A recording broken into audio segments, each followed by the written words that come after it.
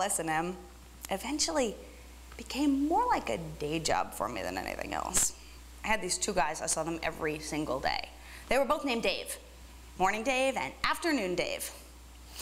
Morning Dave had a very posh home. He was an exhibitionist. He liked to be made to stand naked in the window and masturbate. His house was at the end of a cul-de-sac.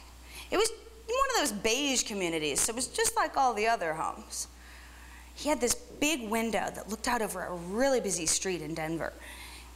And that window could be seen by one of the neighbors if they came out onto their balcony.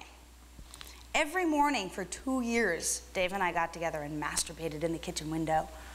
I'd slap him around and pinch his nipples, give them a show.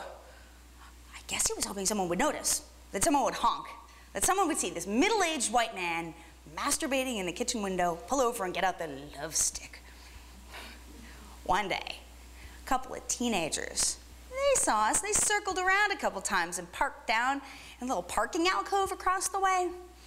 And you could see they were just going crazy, smoking weed and drinking beer and probably having a blast down there.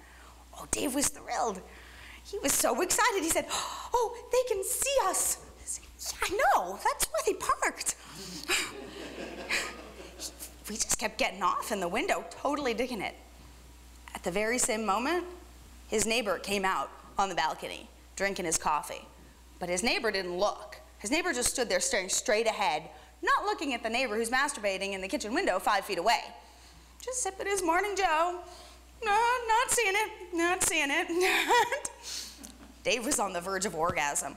He was so thrilled. The fact that these neighborhood kids and this neighbor could see us masturbating in the window, oh boy, he almost popped it all over the window. It was crazy. It was so insane. It was totally bizarre. Morning Dave had a 2-story home, but I never saw the upstairs. He said he had a wife and kids, and he didn't want the upstairs of his home to be tainted by anything perverted going on up there. He didn't want me to see his bedroom, but he didn't seem to have a problem with me masturbating on his kitchen table. Yeah, at first it bothered me a lot, but then I started fantasizing about what might be going on upstairs. So I started to think that his wife and kids, they're up there. He keeps them in a cage. And they're prisoners against their will, and he uses them as his little sex slaves. And if I go up there, I'd see it, and he'd have to push me in the cage too. So every day when I saw Dave, I just had to imagine that this horrible torture chamber was upstairs, because otherwise I would have really wanted to go up there.